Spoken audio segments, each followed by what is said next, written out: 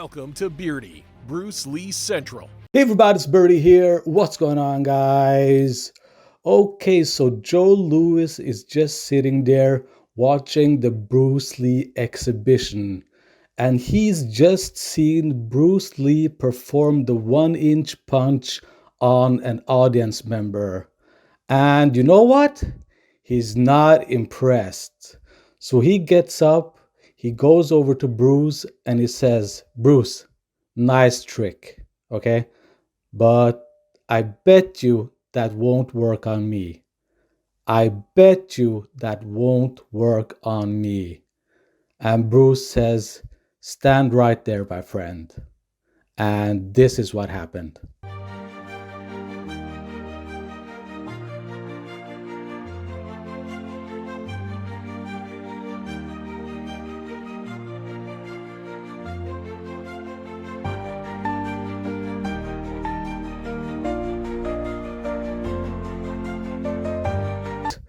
Okay, so I managed to find this rare VHS tape of Joe Louis talking about Bruce Lee and actually performing Bruce Lee's speed punch.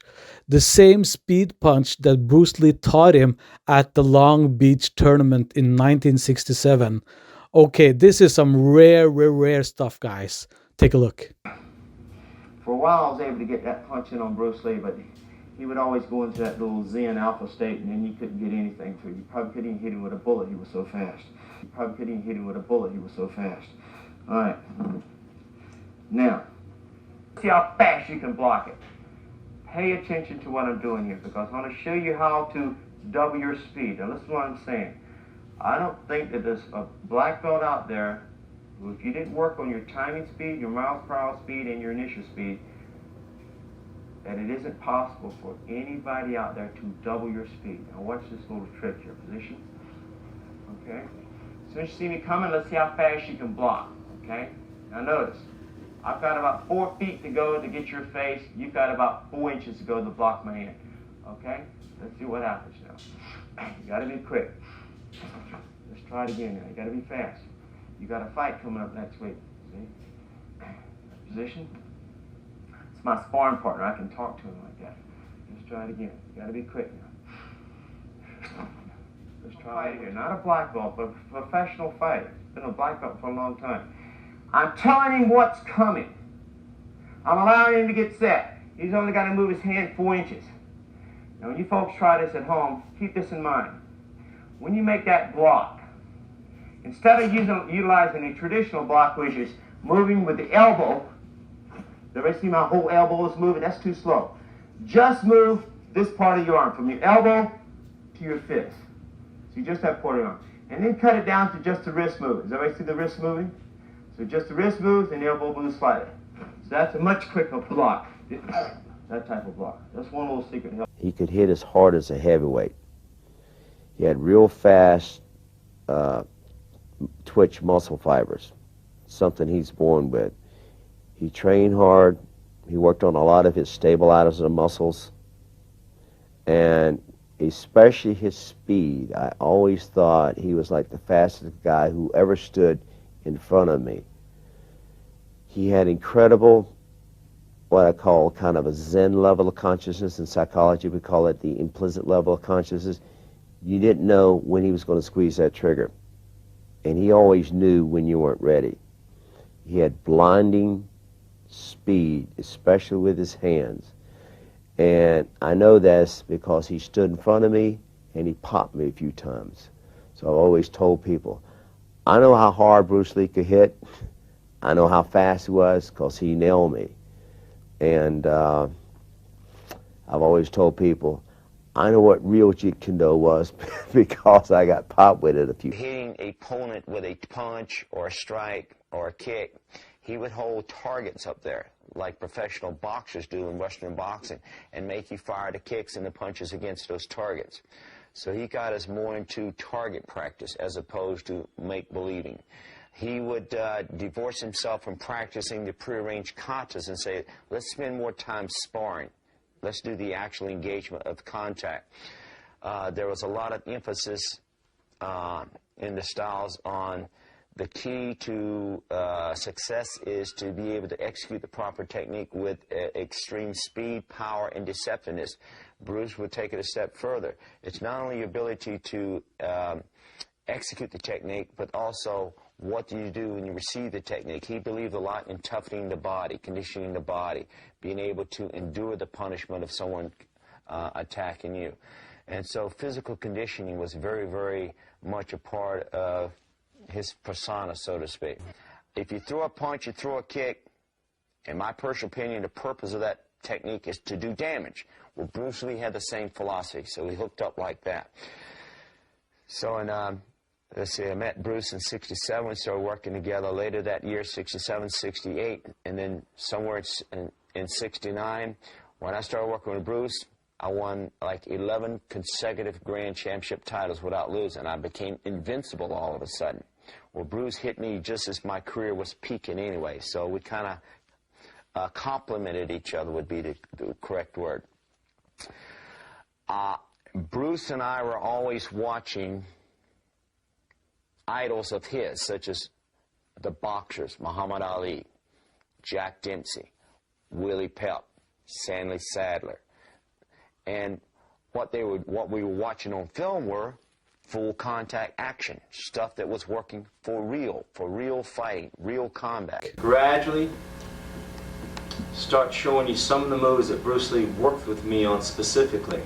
I'm going to rush through this, and the transition that's going to take place in the next 30 minutes perhaps took place over a period of 4 to 6 months of Bruce and I working together. Basically, he would show me some drills and I would go and work on it for a week. I'd come back, he'd show me something else, so forth and so on.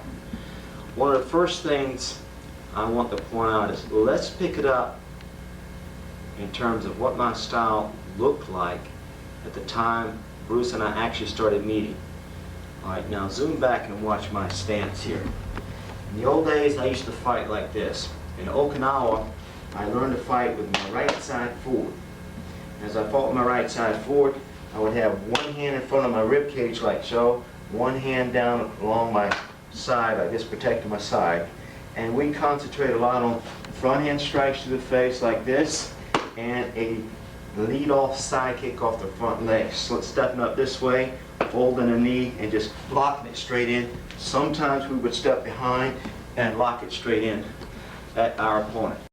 So a lot of what Bruce Lee did was, in the beginning, he did start copying my fighting stance, which he thought looked pretty theatrical, and it did for film work. I switched, when I came over from Okinawa, switched from fighting right side forward. I switched back and started fighting left side forward because I got a real bad bone bruise on my heel a week before the 1966 United States National Championships. So when I went up to fight and won that tournament subsequently in 1966, I fought everybody and beat everybody with my left side forward. So at the time I met Bruce, my fighting stance looked something like this. A low stance, this arm is in front of my rib cage, and I kept my head straight against my opponent. I did a lot of faking, a lot of punching with the front hand, and lots of grabbing and trapping with the front hand, and I would work quite a bit off this lead leg side kick coming in. Sometimes I would grab, come over the top with a punch, or come over the top with a hammer fist. I didn't use a lot of variations of combinations of what have you. Facing straight ahead, my stance looks something like this. Protect my rib cage, I put my elbow in front of that. Protect the groin, I put my fist in front of that. Protect my rib cage, and I stayed here. Somebody went from ahead, I would lean back, step out of range, or just catch him with a defensive side kick coming in, or beat him to the draw by not letting him get set, or not letting him fly first. So this is where I was when I met Bruce Lee. I was already the United States National Champion. I was already an amateur world champion. And I'd won a number of major tournaments before he came along. So at this point, I got a master instructor working with a pretty darn good fighter at that time. So Bruce liked my lead-off side. I was working a lot of punches with the front hand, and I was working a lot of kicks off the front leg, so that's where we started working from the beginning. One of the first things we started to learn was this forward hand strike, which is very popular in the Jeet Kune Do and the Wing Chun styles. Now let me show you the stance that we worked on first of all. He would position me pretty much in a boxer stance, one foot in front of the other, and he would line my front hand up in front of my chin. Notice one of the key principles he worked on first was power side forward. So since I was right-handed, that was my power side. He emphasized by putting that side forward. Interesting enough, I was already doing that in Okinawa. Now, this front hand went in front of my face, this elbow went in front of the rib cage. The rear hand was not off to the side like this, like you do in boxing, but again, both fists were straight in front of my chin, and I had sort of a vertical fighting stance like this. The Wing Chun punches were always straight in, one fist straight in front of the other, they would rotate over the top, and as you would execute the punch, right at the end of the punch, you would get to power basically from 4 places. Now watch the power. Number 1, just as you would make contact, watch my forward hand strike here. I was taught by Bruce to hit with the bottom 3 knuckles. I would extend the punch right at the end. I would snap this wrist. That would be one source of power. Right at the end of the punch, I would snap this elbow. That would be a second additional source of power. Another source of power would be right at the end of that punch, I would torque the body and snap. And of course, the fourth and most important source of power was you would step into the punch, get the weight of the body behind it. And right on the end of that punch, just like in boxing, the front knee would straighten out. Now watch my front knee. Just as I make contact, the front knee snaps out, locks out, gives you that final thrust, that final additional surge of power.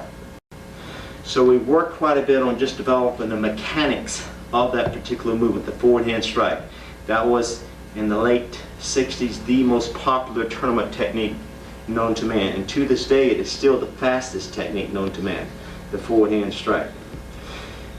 Now, here is the key that he emphasized to me so far as getting that explosive, deceptive speed. It's very important. It's of critical importance, and I'll show you what I mean by speed against my sparring partner. All right, Ron Weaver, come here in position against me. Just face me just as I'm facing you now. Now, what I like you to try to do is, Ron is very fast, as you will be watching him on this tape. I want you to take your right arm and just place it right in front of your chin, just like so. Now I want you to do a real fast, traditional upward block like so, as fast as you can. Let me see how fast you can block up. Real fast, real fast. Okay, now I want you to concentrate on me and try to move as fast as you can. Now let me just demonstrate this forward hand strike that Bruce Lee worked with me. I'm going to try it first of all from about 4 feet away. I'm going to throw the forward hand strike straight in front of your face. As soon as you see it coming, that's exactly what I want you to do, Ron. I want you to do an upward block and try to block it. Put your hand down there. Give me about 4 inches of space. You've got about 4 inches to move. I've got about 4 feet to move. As soon as you see that punch coming, just block it. All right, watch carefully. Let's see how quick you are. Oh, let's try it again. Try to move fast. Let's try it one more time. This time I'm going to step back about 6 feet. Notice from here on, I'm out of kicking range. Okay, let's see if you can just touch my hand. Touch my hand, I'll consider it a block. All right, give me the 4 inches. You've got 4 inches to move. I've got about 6 feet. Concentrate now. Let's see how fast you are. Now, if you play this take back slow motion, you notice he wasn't able to touch my hand. Now, relax. Bruce Lee used to do this in demonstrations at tournaments. The first time I saw him do it was 1966 International Karate Championships. Well, I didn't think much of it, but when you put somebody in front of you and you say, well, there's no power in that particular punch, well, then that's when I learned what they call the famous Bruce Lee 1-inch punch.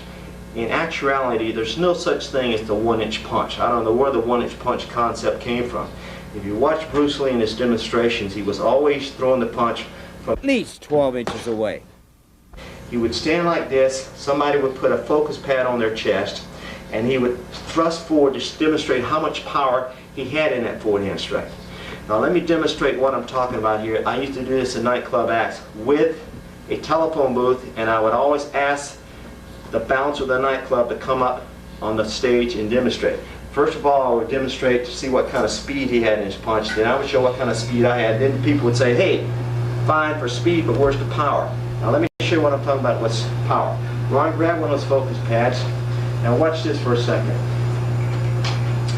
First thing I'm going to do is this.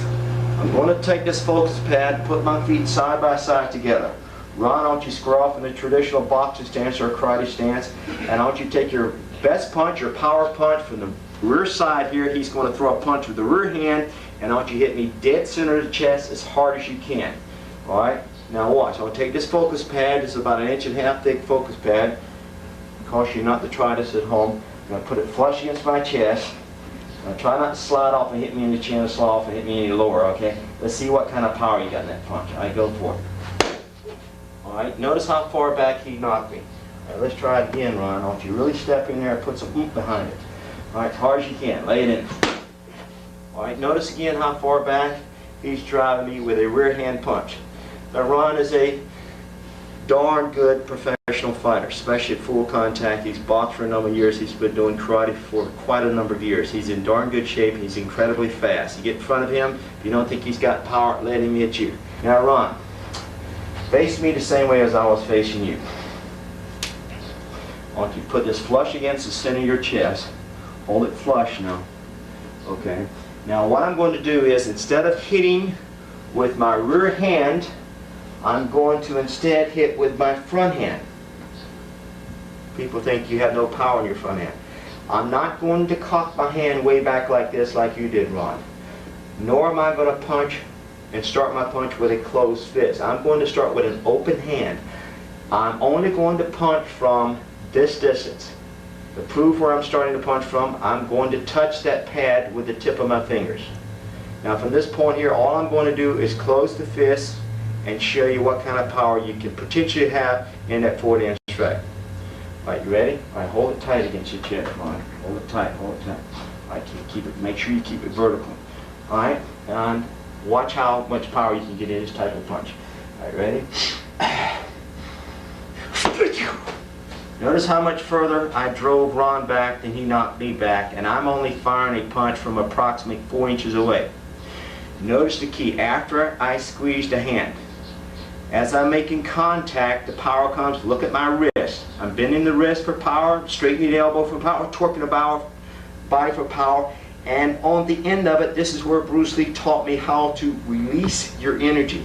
It's like water flowing through a hose pipe. If you squeeze on that hose pipe, what happens to your power? It ceases to flow.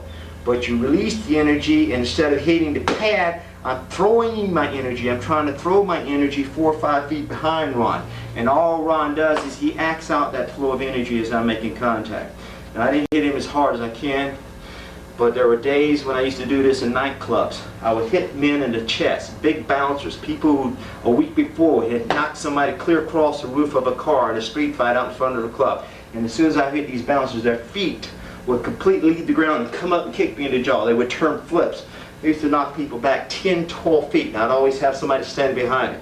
That's the kind of power that Bruce showed me how to get into your punches. So anybody says there's no power in your forward hand strike, there's no power in your front leg, there's no power in your front hand, it's nonsense. You can hurt somebody just as much with the front hand as you can with the rear hand. It's a matter of knowing how to execute the technique properly. Just like in weightlifting, when they would use that breath control, you take that energy that the breath gives you, that short, quick breath, pumps you out, and then you would explode. Same thing I'm doing here. I'm converting that breath into an explosive energy. Now watch what I mean when I say follow through. So you get the full impetus of how to get the speed and the power in this forward hand strike, which was one of the key swords that Bruce Lee used as the supreme technique, the premier technique in his system, Jeet Kune Do. Now Ron, what I want you to do is this. I want you to put this focus pad on, and I just want you to hold it tight up there. Let me throw a couple of forward hand strikes right dead center of the pad, all right? Traditionally, it's going to turn more this way, so you got a good recoil. I'm going to show what I'm talking. Most karate people, when they come in to throw a punch, they step in, they throw the power to this depth, and they stop at this point. So they throw a punch, hold it tight, and they stop there. They stop there. They stop there. They try to pull the punch back as fast as hard as they can. They're losing the energy. What you want to do is, just as you're making contact, relax the body, relax the arm. Don't tighten it down, relax it, so the energy follows through. You're able to release that energy. You're able to transcend, throw that energy. So it's not the power of the impact, but it's the flow of the force behind it and your ability to release that energy. Now this is what I mean by releasing energy. Hold it tight again. Now remember, I was throwing a tight punch with the rear hand. This time I'm throwing a loose punch with the forward hand strike. Complete relax. Complete relax. Complete relax. Notice how much more follow through I've got. Now this time, I want you to put this pad flush against your chest like so. Hold it flush right against the shoulder like this. What we used to do is throw roundhouse kicks with this particular punch. But now hold tight, brace yourself a little bit, brace yourself a little bit. Now just hold it with one hand because I'm going to hit it right there, got me? Now watch the body torque. Now as I'm hitting, do not tighten down like so. Watch it, don't come up, tighten down like so. That's not what I want. Watch again. Do not come up, tighten down like so. That's not what I want. But now switching. Front hand strike. Relax. Relax. Throw the energy. Throw the energy. Does everybody see how much more power I've got by releasing it? Try it again. Hold it tight right in. Brace yourself. Relax. Relax. Relax. So I've been restoring stuff for years, and recently I found the Holy Grail. It's footage that was thought to be lost forever. It's a private karate kumite, and Joe Louis and Bob Wall are both in the tournament. So this is a tournament where everything is allowed. You're allowed to knock out your opponent. You can roundhouse kick your opponent in the face and knock them out. So it's a real kumite, okay? And this is the only footage in existence of this tournament, or call it what you want to call it. I call it a kumite. And I've recently restored it, and in the restored footage, Joe Louis says that Bruce Lee stole his kicks from him. Yes, that's right, guys. Joe Louis says that Bruce Lee stole his famous kicks from him, his famous side kicks, okay? So I have no idea why Joe Louis said that. Obviously, it's not true. Joe Louis is trying to take credit for something that he's not credited with at all. Bruce Lee learned kicks from Wing Chun and from Ip Man. So he didn't learn that from Joe Louis, and he certainly did not steal anything from Joe Louis. So in this footage, I'm going to include both fights. It's Joe Louis's fight and Bob Wall's fight. And another thing, this is the only footage in existence of Bob Wall actually fighting, okay? So there is footage out there of Joe Louis fighting, but nothing of Bob Wall. So this is the only footage in existence, and the only footage in existence of this private karate kumite. So here we go, guys. Enjoy. Bob Wall attacks with a side thrust kick twice. David has moved back and fight. Point's been called by the referees. David threw a Mawashi-Giri left roundhouse kick. White flags are up for David since Bob's wearing a white flag. Mr. Steen's awarding the point to David. Roundhouse kick to the kidneys. David's been forced out of the area once. If he's forced out of the area unnecessarily 3 times, a point will be called against him. Both men are fighting out of sight straddle strands. Another attack. Point called for Teitui, bottom fist to the temple of Bob Wall. All 3 referees verify it. The points awarded, the gentlemen bow out. David Moon, the winner of round 2. Joe, I think in all fairness to Bob Wall, we have to recognize that he had just made black belt fighting David Moon. A lot of our viewers are going to recognize Bob Wall playing the famed O'Hara role in Bruce Lee's classic Enter the Dragon, but this was very early in his fighting career. Yes, he did end up in his day, on a better day, of course, breaking a lot of ribs with that side kick. You might notice that side straddle stance he's using, which he got from me, and of course, Bruce Lee, in my opinion, copied it from me and used it in a lot of his movies. Bob's problem here, of course, is he's got a tremendous amount of determination, strong heart, but the technique's a little weak, mainly because although he is trying to get off first and he's beat David to the draw, since he's out of range, when you squeeze the trigger on that side kick, he's off balance and in of it. David Moon takes advantage of him being off balance, ends up scoring 2 good, easily scored counter techniques. Up against a very experienced David Moon. Let's go back ringside with Jim Harrison for a fight that I think you may find a little familiar. And it looks as if the matches are ready to get underway. Looks like Mr. Angel's now bowing them in. Lewis and Wren are bowing to each other. Lewis is more or less a passive fighter. He usually waits for his man to come to him. Fred Wren attacks with a 𝘽𝙧𝙪𝙧𝙪 spin back kick. Joe Louis counterattacks with his famous sidekick. Points been awarded. Fred's fighting out of a left stance. He's advanced against Joe again. The boys have come into a clinch. Several techniques were thrown at that time. I don't think the referee has awarded a point. No points scored at all. Fred's fighting a very low 𝘽𝙧𝙪𝙧𝙪. Joe seems to be moving in, ready to press him. Fred's bobbing, he's attacking. Throws a spinning hook kick to Joe's head. Joe moves back out of the way again. Fred dropped his knee at that one time. In a karate match, if a man falls, it's quite ethical to go in and attack him. It's one of the best places to score a point. Mr. Angel asking for verification of any point for the referees. The kick was considered a little bit too low. Joe's moving in and pressing. Fred's moving back out of the way slightly. To be a point, it would have to be of a disabling nature in the referee's opinion, even though the blow was full.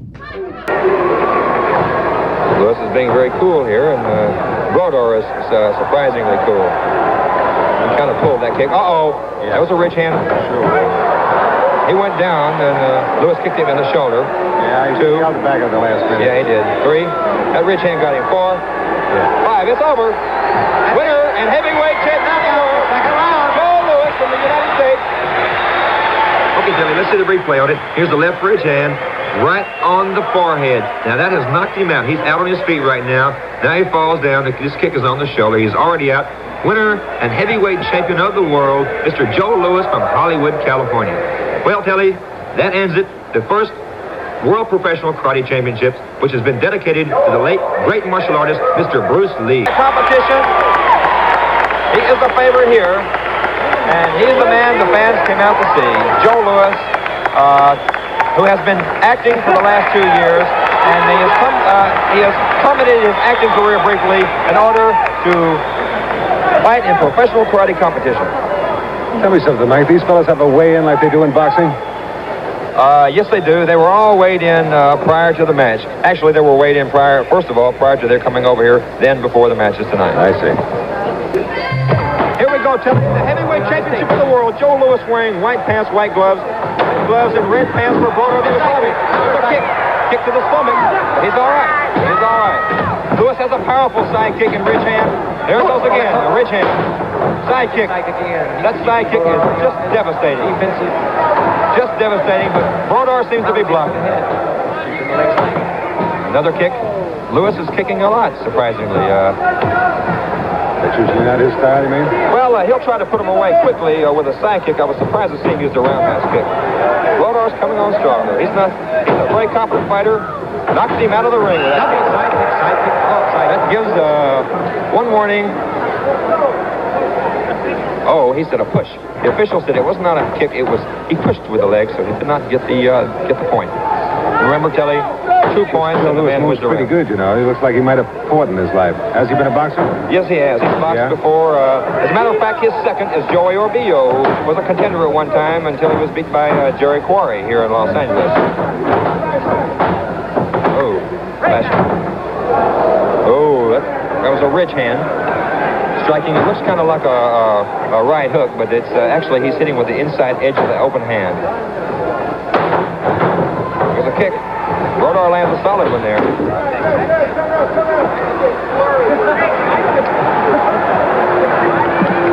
Louis is,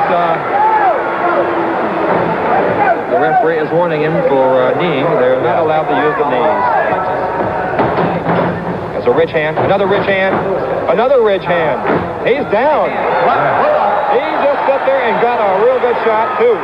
That's it. 3. 4. He's up. He's up, but Louis wins the round by knockdown. That was a left ridge hand to the face. Yeah. Joe Louis winning the first round. Joe Louis, winner of the first round by knockdown. Okay, Telly, let's take a look at the slow motion replay of this great knockdown by Mr. Joe Louis. Here we go. He throws a right ridge hand to the face. It's blocked slightly. He'll spin him around with this one here. Now he's spun around. And here, watch the left hand now, Tilly. A left open hand, ridge hand to the forehead. That knocked him down. Here he goes. Here we go with round two. Joe Louis of Hollywood, California, winning round one by knockdown. Frank Brodor of Yugoslavia, his opponent. Louis is very, very difficult to hit. Joe Louis always mentioned the fact that he's never been hit solidly in his life. Up. Kicks were blocked on the arm. Let's see what Louis... Watch his front hand, Telly. He's got a real fast front ridge hand, Louis does. That kick was blocked. Brodor looks like he's in pretty good shape. That was a landed ridge hand and a counter by Brodor. Another kick blocked. Another kick blocked.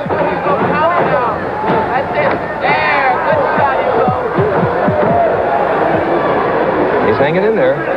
Here is. Brodor is a very determined fighter. He won the European Heavyweight Championship, and he is not even remotely afraid of Joe Louis, as most people thought he would be. Uh-oh, there's a kick to the head there, just slight. Just slight. He just touched him. There's a ridge hand. I think that maybe it hurt him. No, it didn't hurt him. It didn't hurt him. Oh, it hurt him, but he's still standing up. Yeah, right. You're not going to tell me these things don't hurt. I'll tell you what, these kicks Louis is throwing really hurt. He's taking some powerful blows on the arm there, but it takes it out of a man. It really does, to block these very powerful kicks.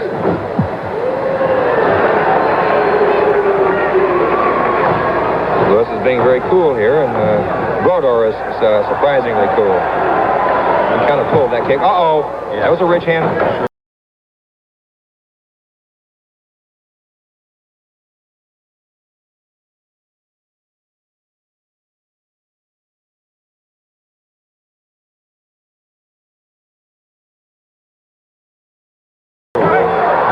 He went down, and Louis kicked him in the shoulder. Yeah, he got the back of the last minute. Yeah, he did. 3. That ridge hand got him. 4. Yeah. 5. It's over. Winner and heavyweight champion. Second round. Joe Louis from the United States. Okay, Tilly, let's see the replay on it. Here's the left ridge hand, right on the forehead. Now, that has knocked him out. He's out on his feet right now. Now he falls down. This kick is on the shoulder. He's already out. Winner and heavyweight champion of the world, Mr. Joe Louis from Hollywood, California. Well, Telly, that ends it. The first World Professional Karate Championships, which has been dedicated to the late great martial artist, Mr. Bruce Lee.